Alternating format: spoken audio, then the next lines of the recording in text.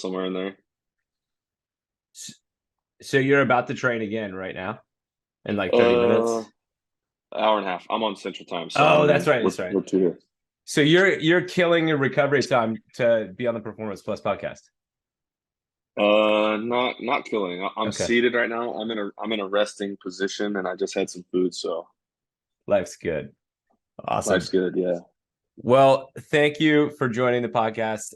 For you guys that don't know, this is Tyler Christophel, CrossFit, 3-time CrossFit Games athlete, member of CrossFit Mayhem, and participating in your training, correct? You're full on with the crew every single day, That's correct. and you are getting ready for semifinals right now. Gearing up. That's right. What is training looking like for you these days? Like, is it are you on a ramp, or is it like trying to keep it even, tapering going into it? It's pretty steady going in right now. Okay. So you mentioned you just finished a hard session earlier today, and you're about to hit another one. What is it a lot of CrossFit right now, or is it kind of more skill specific stuff? A lot of CrossFit, and then we'll mix in like some skill accessory work or just weightlifting accessory work on the sides What what is the thing that you don't want to see? that I don't want to see. It Oh and man. I understand you might have to be strategic in answering this, but like if I was programming the CrossFit Games, what would you not want to see? I right now how I'm feeling is I don't want to see any more new tricks. I feel like the last year and this open slash quarterfinal, we've gotten a lot of new stuff. Does that make sense? Like Yeah, kind like of like crossover single runners or things like that. Yeah.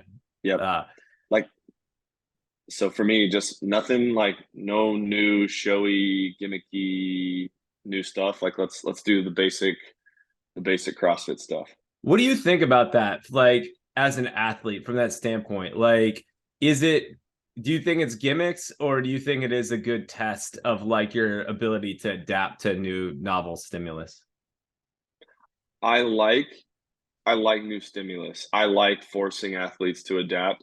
I don't like I don't like a high dosage of it. Okay.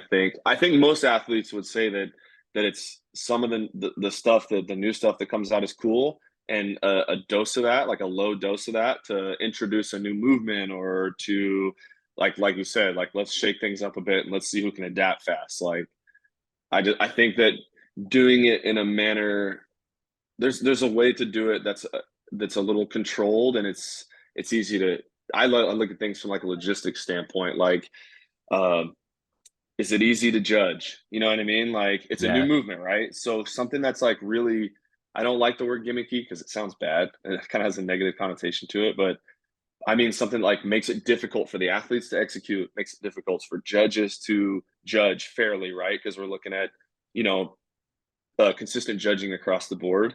So nothing new that makes judges like uncomfortable or that we're going to get inconsistency. Like stuff that's I thought that the single crossovers for the quarterfinals, I thought that was cool. It was a very clear standard. It was easy for all the judges, and then we can progress into the doubles. You know what I mean? Agreed. And I have there been moments in the past where you're kind of like at a high level of competition looking like, hey man, like this guy can't count the reps that I'm doing because he just doesn't understand it. Has that been a factor? Um, I don't think necessarily like the speed of it, but I do think that like kind of across the board, the like let's just take the wall facing straight handstand push-ups that you have to wall walk into that we're on a block with a strange judgment movement standard. You know what I mean? Like Yeah, it's already a new movement, right? Like let's introduce the new movement first before we make it hard to execute and hard to judge. Does that make sense? dude, so much. I mean, just uh and if I don't know the level of time that the games level judges are spending prepping this stuff, but like it's got to be hard if you get briefed on something and then an hour later you're judging it. Like that's just feels Like how many times do you think those guys on the floor saw a wall facing, wall walk, straight handstand push up deficit on black, those black block things? You know what I mean? yeah. Like let's introduce the new movement. Let's hit the wall facing straight handstand push up. with a mat with the standards that we used in the open this year, you know, like, and then we go from there. Yeah, it makes sense. Does that mean you're going to have a follow-up career once your athlete career is done and running competitions? Are you going to be the next boss? I don't know, man. I don't think I could do what Boz does. He takes a lot of heat and He does. lots of respect, and kudos to him for being able to do what he does, because it's very easy to criticize, and that's why I'm saying I want to come from a place. I'm not trying to criticize Boz or what he does. I'm just simply saying what I would not like to see is another new thing. You know what I Yeah. mean? Yeah. As a But fan, what Boz does is super impressive. as a fan, I I don't know if I want to see you do like crossover double unders like at the games, right? Like I want to see sprint to finish. I want to see somebody moving big weight. Like I want to see workouts that I feel like are something that could be achievable as a recreational CrossFitter or somebody's doing it for fitness. But I don't, yeah. But I also agree, Boz, that's the hardest job in CrossFit, man. Like everybody's looking at you all the time and everybody disagrees with everything that you do. So it's a no-win kind of situation on that. So talk a little bit about what your recovery is like. How are you like managing that through training? And I'm going to add a follow-up question on that. How are you getting married in like a month and a half, or what, it's like a month and a half, right? And in the middle of the season, how are you throwing that in there from a recovery standpoint? Well, on the recovery standpoint, just making sure that I'm taking care of the basics, right? Like sleep, water, and the proper amount of food to manage being able to juggle multiple training sessions and varying intensity and all that. As far as the life stress from that, Bailey's been an absolute rock star on the wedding planning side. I mean, she's great at CrossFit, but she's also really, really, really, really, really good at planning stuff. So she's really hammered it. She's done a great job. So what I'm hearing is she's handling it and telling you when to show up, and then asking for like the occasional like, hey, do you like this cake? Yes or no kind of thing. Yep, I'm doing my best to answer yes and no's, and then awful. Probably done an awful job, but offer my help where I can, which Uh, is as a dude that's married, you're making all the right steps, man. Like that is a path for happiness right there. So well done. What good adaptation early into that. Tell me a little bit about your transition to Mayhem. Like I know you're other places in the past, and then what brought you down to Mayhem, and then how is that training environment a little bit different? And then a third question is what happens there is truly special, right? Like there's more people that are doing more amazing things coming out of Mayhem than any other camp out there. What is the thing? What's the secret sauce going on in Cookeville that is making you guys amazing? let's start with the first one. Let's start from the top. Yeah, okay, great.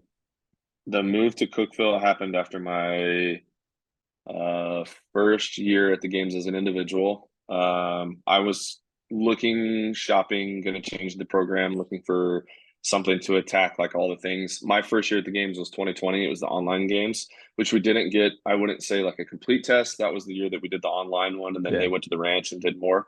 But I did see um, gaps in my fitness, or holes got exposed that year. And then, so looking at it from like a logistics standpoint, I looked at programming and looked at the things that I wasn't good at, and just kind of saw like what can, because every training camp or fitness program, they have kind of their own touch on the program or the programming, and what they, maybe a little bit of what they bias or how they operate. So I looked at Mayhem's, and I thought that it would be a good fit from a programming perspective for the things that I was bad at, first off. So it was a, how do I improve myself based on like a blog or a compete style track. And then after that, we came here for a visit.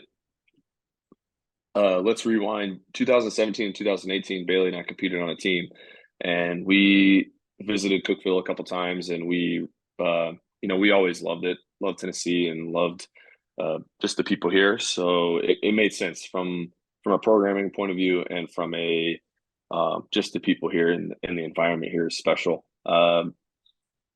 At the time, I think it was Haley and Sam were the two primary individual athletes, and Bailey and I talked it through and making a decision on what program to move forward with, and that Mayhem wound up being the one that we wanted to choose to pursue. So yeah, from there, 2021, her and I both competed as individuals, and then after the 2021 season, I came up short that year. She qualified, made a decision to move here full time, to train full time around all the talented athletes here, and it's just done nothing but grow since we came in, and since we've been here, it's doubled, tripled, the amount of athletes doing it. So I've been super blessed to be here and be around all the great people here. Rich is kind of famous for saying like training partners are often better than coaches. Like, is that kind of like a vibe with it? Like being around all those people that are amazing, does that actually push you harder than maybe a coach standing there, move your elbow like this and your jerk or whatever it is?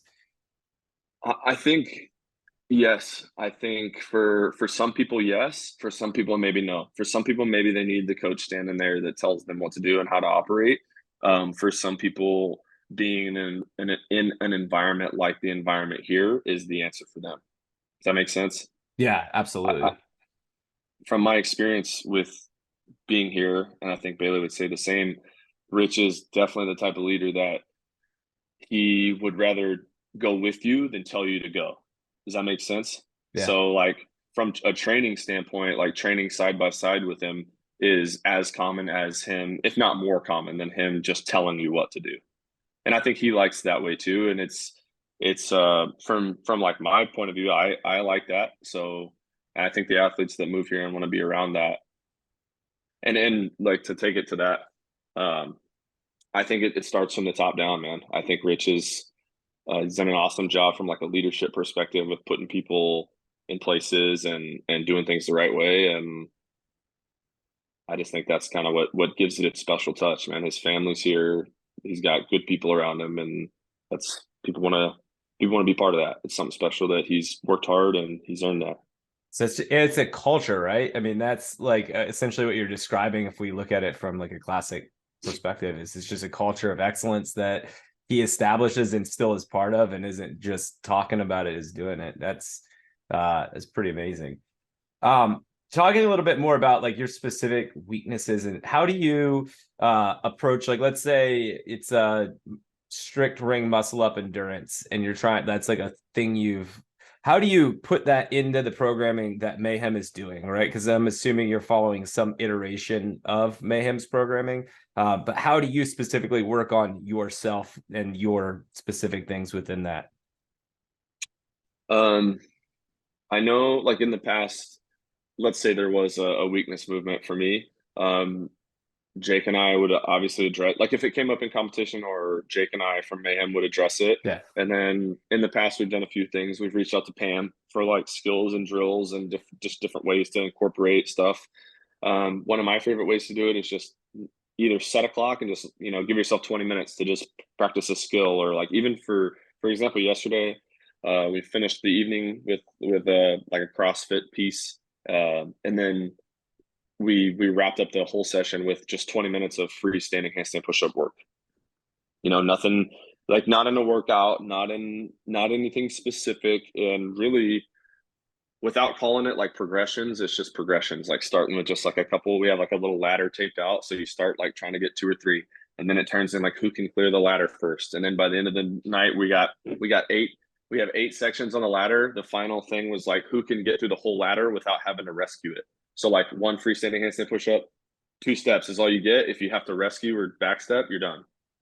So I mean, so it just kind of like transitions into just 20 minutes of skill and drill work, and then you just kind of get creative with it. With a little bit of competition dumped in there for good measure as well. Has to be. That's I mean, awesome. we're at Mayhem, so it's got to be that way. Right.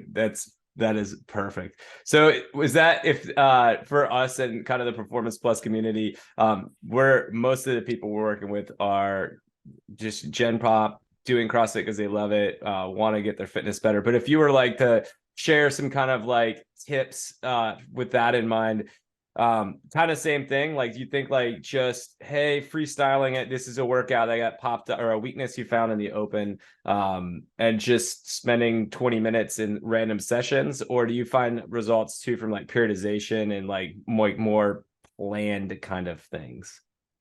I definitely believe in periodization and starting like, building block style. Start with, obviously you address a weakness, right? And then let's take it from the bottom up. Like, let's use an example for rope climbs. Let's say someone wants to learn rope climbs or they don't have a rope climb. We've established where we're at. Let's start with by sitting on the box and figuring out the proper foot lock. And then we'll figure out, like, once we get the foot lock, how do we, transition up the rope. So I definitely believe in like there being a progression of skills. Same thing with the muscle ups, same thing with handstand push-ups. I seen one of Pam's videos the other day about kind of altering the way that you scale things or altering the way that you start things with the handstand push-up progression. I totally believe in those things. And I mean, we still do those too. Um, we're just doing so much fitness set. Like it's almost one of those things like, don't do what I do. Do you know what I mean? Do it the proper way, learn the proper techniques. We do over and above like all movements, right? Like we're just doing tons and tons and tons of movements. Ours is more of like a learn by feel, like volume type of thing. Yeah. How do you are you incorporating basic stuff like a hollow hold, right? And like Pamela is pretty famous for saying like hollow holds, handstands are the basis of any good gymnastics program. Are you still doing that stuff as well? Mm-hmm. Yesterday, at the end of our morning session, just did 3 sets of empty barbell behind the neck snatch grip press into 1 minute wall facing like hollow hold, or the hollow handstand hold. Oh, yep. So the basics are there too. And are you putting that stuff in warm-ups as well, or is that just like a cool down? Like, is there some unique way that you kind of like build that into a session, or it's just kind of where it is? So, for example, a kind of a layout of my morning session yesterday would be a pretty generic. I'm a huge fan of just a dynamic warm up, like high knees, those type of things, and then like incorporate a machine or whatever like cardio implement you're using, whether that's like burpees or double unders or whatever. Just like practicing single unders or practicing crossover singles in that warm up, getting the hips open, the shoulders open, and then we go from there to like a longer interval style like mayhem piece with the sets, and then weightlifting, and then a short fast piece, like a short fast CrossFit-ish, and then finish the session with like some accessory gymnastics or accessory weightlifting, like I said earlier. So yesterday it was just 3 sets, 3 rounds, just for quality, 10 behind the neck press and the 1 minute hold. So not as usually in warm-ups, more just like get the body moving and shake things out. But like sometimes in the session is just like little accessory pieces or little skill pieces. That's awesome. It's cool to hear that like people that are at your level are still doing those same. I mean, that's literally something that Pamela might program for like just regular M60, like Mayhem 60 workout. Like that's dope. What going into the season, how like what's your mindset, what's your focus? Like I guess you call this the season for you, right? Because like semifinals and then there on after is your focus. But how do you stay like focused, engaged, and not burned out from all the fitness? My focus for this season, I've kind of had one word in mind, but a big it kind of applies to both, right? Like the staying away from burnout and this, and my word has been execute. So like every single day having a plan, more than just go in and get a bunch of fitness in. Like that can lead to like really severe burnout or just overdoing it, or all the above. Mine has been, what is each session? What's the goal of each session? Like, what's the goal of each workout? And then at that point, it's let's stay away from trying to fight. I can suffer from a little bit of burnout or even some competition anxiety when I look at the big picture and what I expect the outcome to be, versus just focusing on what's next. What can I control right here, right now? Like this morning, like did I eat? Did I sleep right? Did I eat well? Did I drink enough water? And then what's my first piece of today? let's get a good warm up first. Then let's do piece number one. So like for me, it's just been focusing on the task at hand. It's kept me more present. It's kept me away from like feeling burnout or feeling like the weight of expectation or any of that, which has been good for me.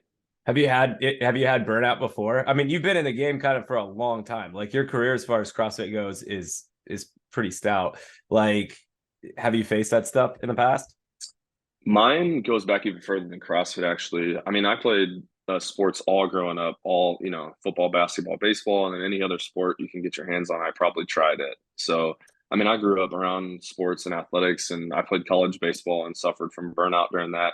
That's a lot of swings off of tees and summer ball games and year round. Like, I played a lot of baseball growing up and did a lot of fitness too. So, for me, getting away from like again the daunting task of what an entire season might look like and just what can I control tomorrow. And if I do get into that, then I try to step away and Bailey and I actually talk about this and like leaning on faith and leaning on relationships and like the real big important stuff in life that's not fitness. Because it can be very easy, an environment like this is super competitive and it is an absolute blessing, but it can also be when you're neck and neck with people every single day.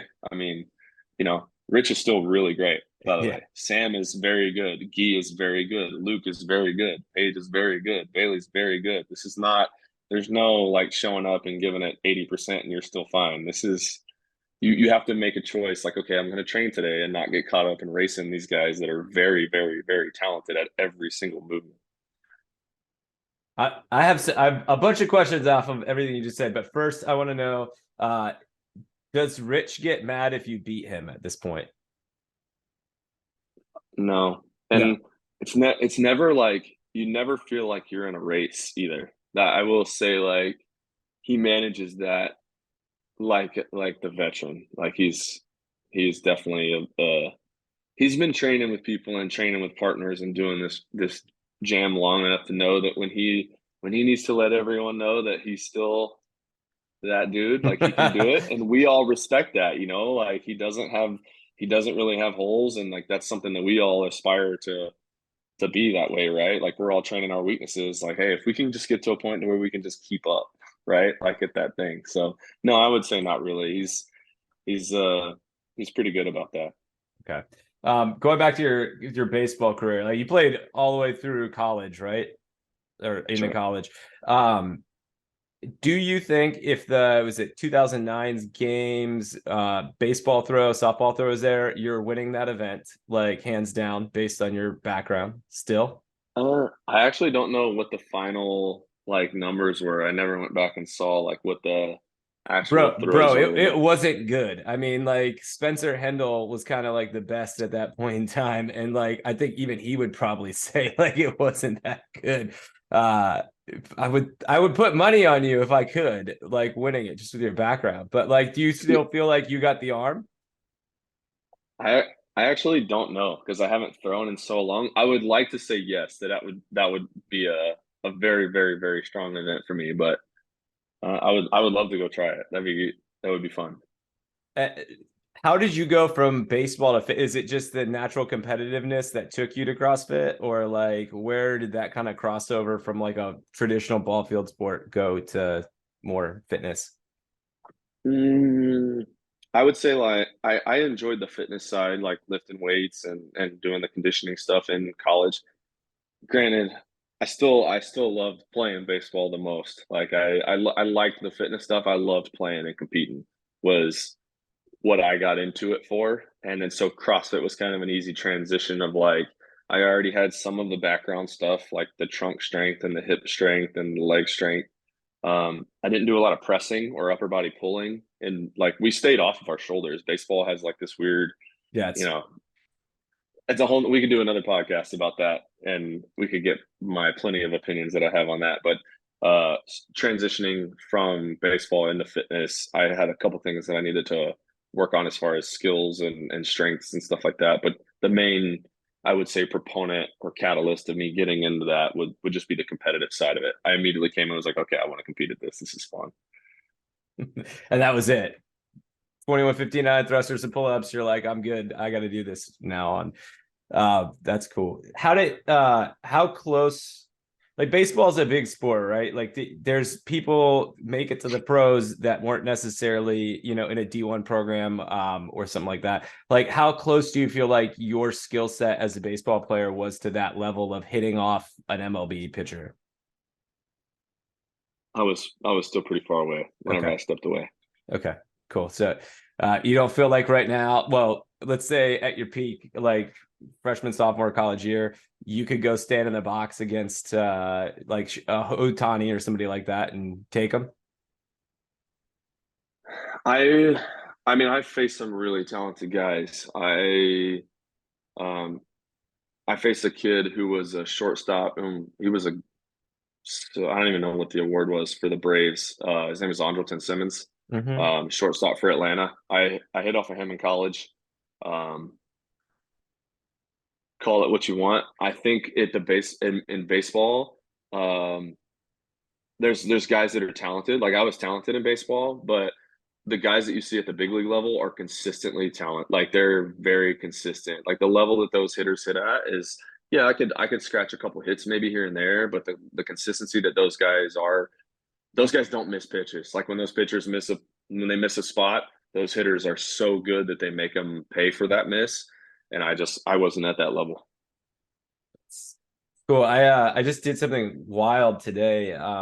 A guy, I live in Atlanta, and a guy that's business is a couple doors down from the gym that I'm at, does like this thing called Right Sight, where they're actually like doing analysis on your eyes and how your brain is processing feedback loops to measure like timing, responsiveness, all these different things. And he's doing it mostly with baseball guys, and baseball parents can be kind of crazy, so there's a lot of, you know, ninth grade kids in there, but uh it's wild, man. Like I scored terribly. He's like, there's some metric and they're like, you got a 50 on this. They're like the worst, the absolute worst college baseball players in 80.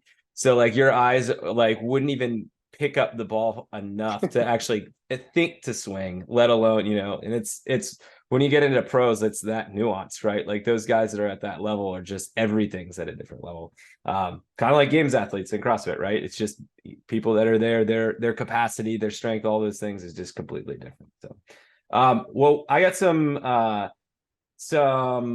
we'll call them rapid fire questions for you, where I'm just going to ask you a question. You got to kind of go off of first response.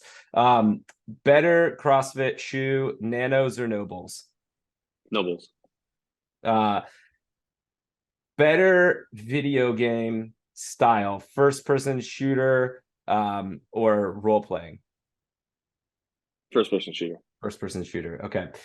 Greatest Japanese lo-fi music artist of all time? No idea. No idea. Jake, I'm coming for you. Jake told me that you're a huge Japanese lo-fi fan. No, not a huge. Huge. I just listen to it whenever I'm trying to get calmed down. Like I'll just put it on the chill, but I don't pay attention to the artists. Man. What is your best thing that you grill? Oh man. I'm on a chicken tender and chicken thigh kick lately. So we'll just stay with that. What's your secret that you are comfortable with sharing? Over salting. Over salting. Does it retain moisture? Does it give it better flavor? Like that's I think it's more like you can be not as good at the grill and it still tastes okay. awesome. So you love the Dark Knight trilogy, right? And Oh, I love it. Jake and I have talked a lot about Avengers on this in the past. If Batman was in a fight with Iron Man, is Batman winning? I don't know, man. That's not really a fair question. Why is that not a fair question? Probably not when I mean, guy, he doesn't have superpowers, right? Like Batman's just a dude. He fights like different. Iron Man fights like he has like a powerful suit. You know what I'm saying? Like okay, if Bruce Wayne fights, what's his name? Tony Tony Stark, Stark. yeah. Like if those two fight, like probably Batman wins. You know, he's trained by the League of Shadows, and he's you know got ninja or he's got all kind of like actual fighting backgrounds. But if Iron Man puts a suit on and Batman puts his suit on and they fight like as heroes, then Ironman probably takes it. But I feel I like feel like there's stipulations to the fight, you know? you're right. There should be some rules, right? It should be like kind of like we were talking earlier. The gimmicks are limited before you're going into the fight. Right. Got to set that out there. But I do think that like Bruce Wayne is smart enough that he would come up with some solution in his own arsenal, whether it be the Batmobile coming like as a second, uh, uh, kind of backup in the situation. I don't know, but I feel like it could be a good fight if that was ever a movie that somebody wanted to do. Like maybe if you like took all their tools, like because they're both really smart, right? Tony Stark's like an engineer, smart, like they're both. Yeah, it would be a good fight. Let's just say like it would be a good I, fight if they were able to use all their resources. um, are you so Jake? Jake and some other people from Mayhem are doing an Ironman in Chattanooga in September. Are you participating? Yes or no? No. No. Okay. So I'll tell you a very quick. I am a triathlete. When I do CrossFit, but I do it specifically for triathlons. I am doing the Ironman in Chattanooga with Jake and Co. I have lots of experience doing triathlons. Would you put money on me beating Jake or Jake beating me? If you are you saying if you have experience or you do? I do have tons of experience. Like, and I'm a good triathlete. Like, I'm old, I'm 40, but like, uh, I'm good for my age group. And Jake's not Yeah, training at all. yeah, I'm putting money on you. Okay, great, Like cool. experience. He, okay, cool. He's pretty. Jake's a humble dude. He's not gonna out and out say it, but I kind of get the vibe that he's like, I don't know, dude. Like, I don't think I have to train, and I can probably beat you because you're old. So, I just wanted to hear that from somebody that knows Jake. I have to say that based on principle too, because all these CrossFit athletes are young and they're studs and they got energy and they got so much firepower. And I'm like this old mule in the field, right? Like the only advantage I have going for me is like the experience, like competition experience and just and competing experience. So yeah, I'm that guy too. So I have to pick that. I have to Okay. pick that horse.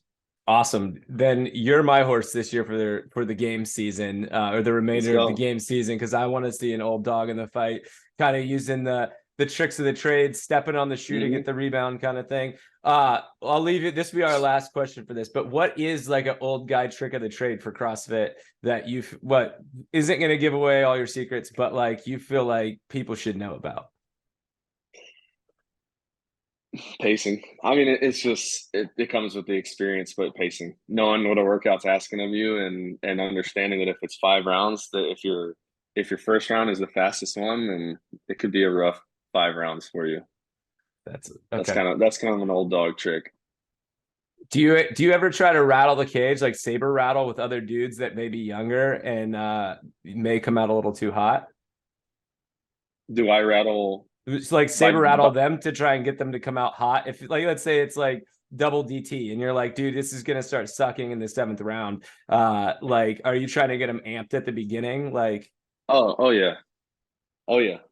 who in the field without making enemies is like the worst at that? Oh, we got we he's not even about making enemies. It's just a known thing. Luke loves to win the first round. We hey, you can ask him too. He'll tell you. Like, there's nothing.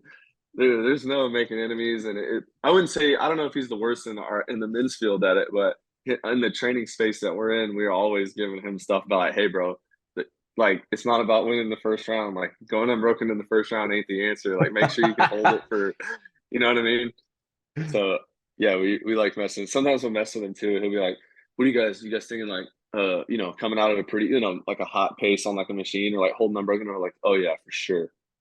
You know what I mean? Like, "Oh yeah, we're for sure doing that." All right. Are you giving But them fake split times? Like, let's say you're on a row, right? Like it's boring 10K row that would be awful, but boring 10K row day, and you're like, I think I'm gonna hold a 137 the entire time. Are you messing with them like that? sometimes not nothing that crazy. Probably just telling like, yeah, I'm thinking probably like running just a pace that's exaggerated on like a runner or a rower, but you got the idea. Yeah. Like Yeah, I was thinking about maybe holding like 135s and then holding the muscle ups unbroken. They're like sets of 12 or 15, you know? Oh, that's awesome. He's our next podcast guest. So I'm definitely going to ask him about that. I'm excited because Pamela apparently knows like lots of other gymnastic things about him. So anything else that we should ask Luke when he's on?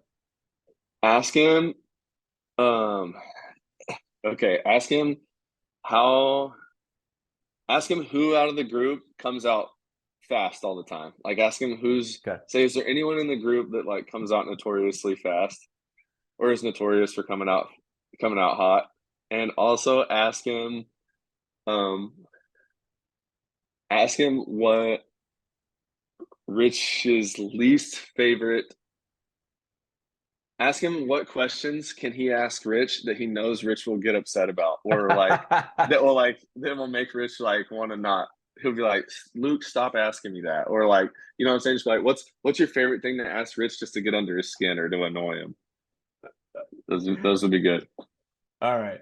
I I want to know the answer so bad, but I'll let him answer that. So, well, we really appreciate the time, man. Thank you so much for doing this. I know you got to get back to training and got the rest of your afternoon. Anything that you kind of want to leave people with? Oh man, I've kind of been on a kick lately, of just saying to go after it. Like whatever it is, whatever you got on your mind, what's on your heart that you've been thinking about taking a leap on, or just go do it. Give it a shot. Love That's it, my dude. thing.